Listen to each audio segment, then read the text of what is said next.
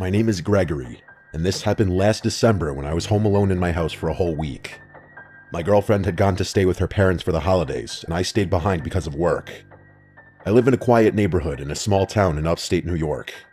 The houses are pretty spaced out, and most of the people on my block go away for Christmas, so I basically had the whole street to myself. At first, I liked the idea of the peace and quiet. I thought I would get a lot of rest and maybe catch up on some shows and just enjoy the coziness of the holidays for a bit. But what happened that week still lives rent-free in my head. It was on my second night alone. It was around 6:30 and already completely dark outside. It had been snowing lightly all day, and there was a white layer on my yard and driveway. I was in the kitchen making a simple dinner, just pasta and chicken. Usually my girlfriend is the one to cook our meals. I'm not much of a chef. I turned on the TV in the background to make the house feel less empty, because as happy as I was to have the place to myself for a bit, I wasn't used to it being so empty and quiet in here. While I was eating at the table, I heard something unusual. It really took me a second to figure out what it was. It sounded like singing. I muted the TV and listened. The sound was definitely coming from outside. The singing got a little clearer, and I realized the person was singing Jingle Bells. At first I thought maybe some neighborhood kids were playing around outside, but the voice didn't sound like a kid. It sounded like a grown man. I got up and walked toward the front door because that seemed like the direction it was coming from. The closer I got, the louder it got. By the time I reached the door, it sounded like the singing was coming from right on my front stoop. I felt a weird feeling in my stomach, but at that moment, I still thought maybe it was just a caroler. I opened the door, and standing in the glow of my porch light was a man around 35 years old. He wore no hat, and his coat looked too thin for the weather. But the strangest thing was that he was completely focused on singing Jingle Bells, staring down at my welcome mat like he wasn't even aware I opened the door. I remember forcing a little smile because I didn't really know what else to do. I had never gotten Christmas carolers before. But even still, I never heard of a grown man doing it solo.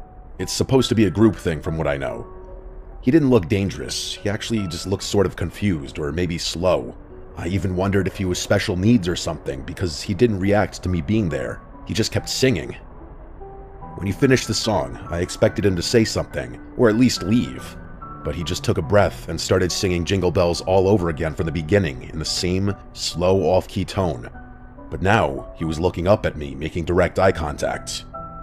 I felt my smile drop because it was just weird now. I stood there another minute, pretending to listen even though it felt uncomfortable. I kept thinking he would stop after the second run, but he didn't. He just looped the song. I checked my phone and realized almost 4 minutes had passed while he sang Jingle Bells over and over. Finally, I decided it was enough. I told him thank you in a polite tone, and I slowly closed the door. I thought that would send him on his way, but once the door was closed, I still heard the singing. It continued without even slowing down. I walked back to the table and sat down trying to ignore it, but the longer it went on, the harder it was to ignore. The man didn't seem normal, and it bothered me that he was still right outside my door singing the same song. I wondered if maybe he was special needs and someone was out there with him, like by the street or something, but I didn't see anyone else out there. It made the whole house feel uncomfortable, like someone weird was standing too close to my personal space. I kept eating, but I couldn't focus on the food. It went on for my entire dinner. Finally, after about 10 minutes straight, the singing stopped. The sudden silence actually made me jump because I had gotten used to the singing. I got up slowly and walked back to the front door window. When I looked outside, I expected to see the man gone, but he was still there. He had moved.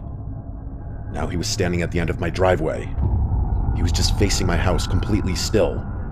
He was no longer singing, at least I couldn't hear anything from here. He was just standing there in the snow, staring at the door. Something about that felt worse than the singing. He looked like he was waiting. I opened the door a crack and told him he couldn't be here, that this was private property and he needed to leave. He didn't move at all. The whole thing was so unnatural. I finally told him that if he didn't leave, I would call the police. Then I shut the door again. I watched him for another minute from the window, but he didn't budge. I didn't want to actually call the cops because I thought maybe there was something mentally wrong with him and I didn't want to make things worse. So instead, I decided to just go upstairs, lock my bedroom door, and try to relax. I checked out the window upstairs before changing into bedclothes. The man was gone from the driveway. Thank God. I figured the threat worked. I got into bed, turned on a lamp, and started reading my book to wind down. Maybe 20 minutes went by when I heard something from behind the house. I knew instantly what it was, unfortunately. It was the same man singing Jingle Bells again, except now it was coming from my backyard. I jumped out of bed and went to the back window. When I looked down, not only was he directly inside of my backyard, he was already looking up at my window. The man was in my backyard standing in the snow directly below my bedroom window. He was looking straight up at me while he sang. I slid open the window and yelled at him that I was calling the police. The singing stopped instantly. He stood there in total silence for about 3 seconds. Then, he suddenly burst into a full sprint toward the back door on the lower level. The second he was out of my view, I heard the most insane sound I've ever heard in my life. He started screaming at the top of his lungs, not like a normal scream. It sounded like a death metal singer, but even more insane and deranged. It echoed across the yard and through the entire house. Then came the banging. The back door shook violently as he kicked it, slammed into it, and probably tried ripping the doorknob off. I felt the vibrations from the impacts in my upstairs bedroom. I realized this guy wasn't just weird. He was trying to get inside. I grabbed my phone and called 911 right away. I begged them to hurry, telling them a man was trying to break in. I stayed on the line while holding a baseball bat with my other hand. I backed into my bedroom closet and shut myself in. The operator told me to stay hidden. I could still hear the screams and bangs from downstairs, and every second felt like he was going to break through. Then, just as suddenly as they started, the bangs stopped. Everything went silent except for my breathing. I didn't know if he left or if he got inside. I stayed completely still in the closet until the police arrived. They checked the entire outside of the house and confirmed the back door was still locked. The operator said I could come out and meet them. When I stepped outside to greet them, I finally felt like I could breathe again. We walked around the backyard and saw deep footprints in the snow, showing exactly where he had stood while singing to me through the window, and where he had run up to the back door. The footprints then led off into the woods behind my property.